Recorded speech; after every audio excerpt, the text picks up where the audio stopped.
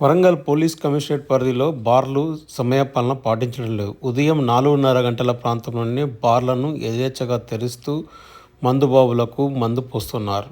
మరోపక్క రాత్రి 11:30 అయినా కూడా వేళపాలు పాటించకుండా బార్ల యాజమాన్యాలు ఇష్టారీతిన వివరిస్తున్నాయి. పోలీసులు, ఎక్సైజ్ అధికారులు ఎన్నికల నియమావళి అమల్లో ఉన్న సమయంలో కూడా నిబంధనలు పాటించకుండా తెరుస్తున్న బార్లపై ఎలాంటి చర్యలు తీసుకోకపోవడంపై ప్రజలు విమర్శలు చేస్తున్నారు.